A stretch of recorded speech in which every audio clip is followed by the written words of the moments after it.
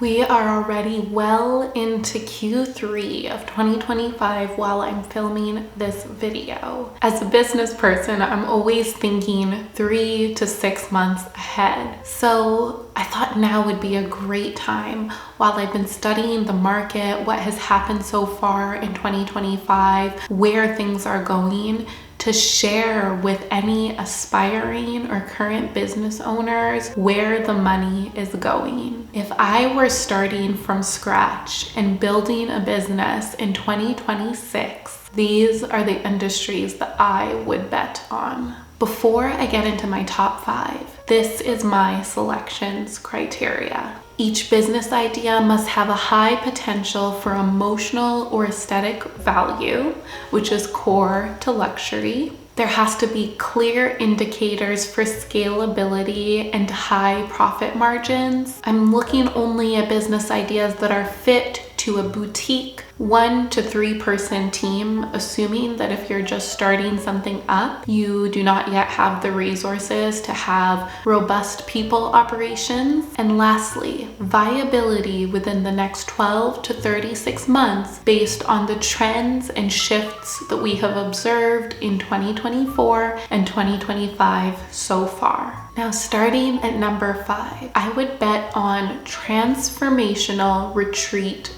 brands. I believe that this will be the new luxury hospitality. We're seeing the experience economy evolve into the transformation economy. After the post-pandemic self-help surge, people are looking for in-person depth again, but without this corporate retreat vibe. The most high-end retreats are commanding $3,000 to $15,000 entries per guest for a 5 to 7 day, 1 week retreat. We're also seeing rises of things like nervous system coaching, trauma-informed design, and somatic work, which makes this curated stillness a major draw. The ideal founder for this would be a brand consultant, maybe an interior designer, a wellness leader, a creative director, someone with a medical background, even people who have worked in or run businesses in hospitality before. Many types of entrepreneurs who have tapped into one of the many spaces that this combines could open a really successful enterprise here. And my high-level strategic luxury play would be curate intimacy, design for inner expansion, and price for access for the right groups of people. Next up, number 4 would be hyper niche aesthetic clinics, especially in medical fields and allied medical fields. Boutique med spas, dental aesthetics, holistic dermatology are all seeing a boom, especially those that belong to founders that belong to an equity deserving group or are very culturally attuned. We're seeing a new beauty standard where everybody wants to feel effortless and natural, like they woke up like this, and that truly on the inside and outside, without any other enhancements, that they feel comfortable, confident, and healthy. And these clients want high touch, high trust, and this soft power to be able to meet their aesthetic goals. They don't want this corporate or sterile energy that has been attributed to the medical field in the past. We're also seeing a resistance against corporate medicine between the scandal with United Healthcare, if you know, you know, with Luigi,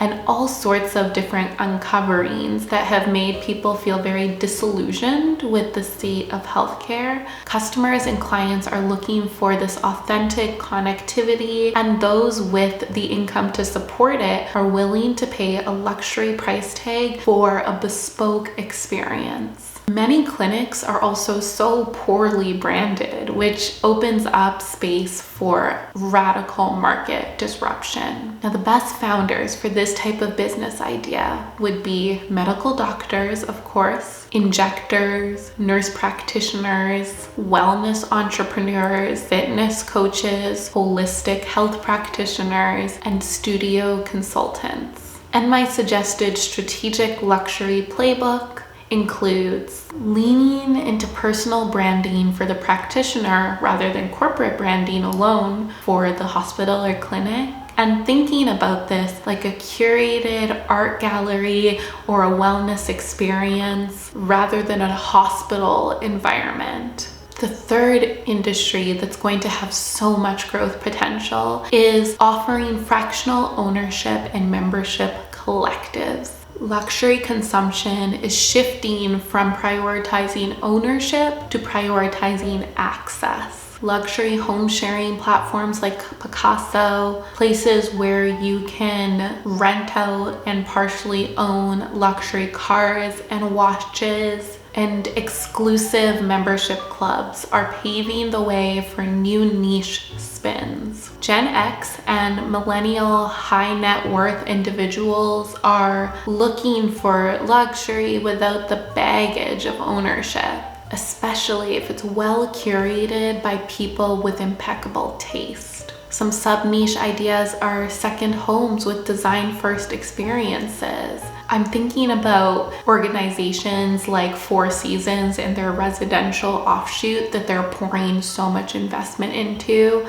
When a brand that big makes a strategic call, we ought to all look at what they're seeing and seeing if, as a smaller and more nimble business, you might be able to serve that clientele in a unique way. Another sub-niche could be legacy land projects. I'm thinking about smallholder farming or Afro-Indigenous land trust living. Another way in could be product sharing for collectors. Think rare books, jewelry, instruments. The strategic play here is to sell the feeling of belonging to an in-group and not just the products, the features, or the services that are being shared. Getting close to the top, we are at number 2, private label brands with cultural DNA. Cultural specificity is becoming a new form of luxury. Consumers are burned by this world of DTC sameness, and people want fewer things, but better things. High margin opportunities exist in beauty, food, home, and rituals. And the best founders for a business like this would be artisans, tastemakers, those with CPG expertise, and entrepreneurs that belong to certain diasporas. Now for the strategic luxury play, root your entire business concept in place, emotion, or tradition, but then polish it like product. And the top industry that I'm putting my bets on are consultancy services. Brand clarity is the single most expansive marketing edge. And if you have incredible education or expertise or work experience in a field that you can offer to corporations and other businesses, currently in these uncertain times with so many shifts and changes across the global market, businesses will pay a premium for your knowledge and your expertise. I can already foresee artificial intelligence replacing generic output, but it cannot replace the taste, discernment, and emotional resonance that is so inherent and so intuitive to a human mind that is well steeped in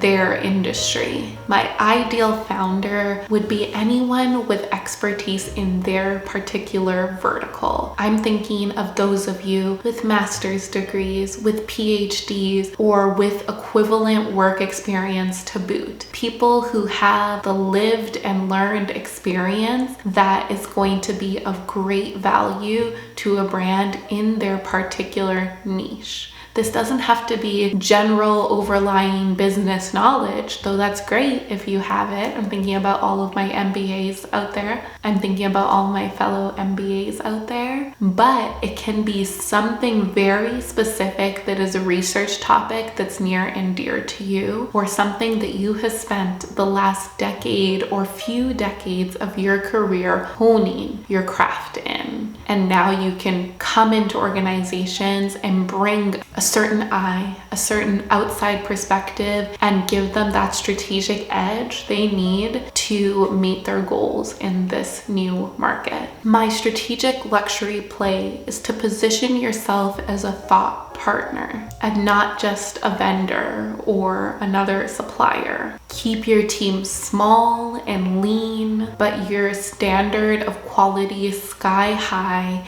and command high. I'm talking multiple 5-figure and 6-figure prices on retainer, and be very wary of taking any engagement under 4 figures because of what it says about your level of expertise and how that looks from a branding perspective and a pricing strategy perspective. As a bonus, if you've made it this far in the video, I wanted to give some honorable mentions. As a bonus, for if you've made it this far in the video, I wanted to fly through some honorable mentions. First are heritage resale studios. I'm thinking here about tailoring, heirloom creation, archival styling. Next is luxury digital collectibles that are backed by real world benefits.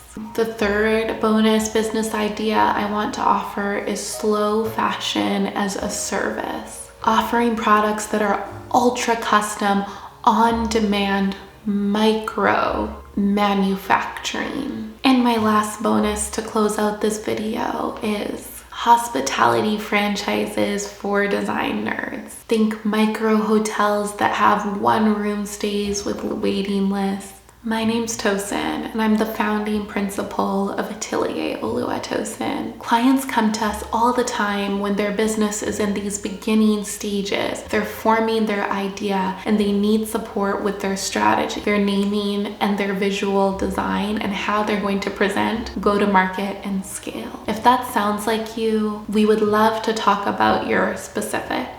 And if you would like to keep enjoying this complimentary content, we invite you to subscribe for more. I'll talk to you very soon, and I hope you have a wonderful rest of your week. Take care.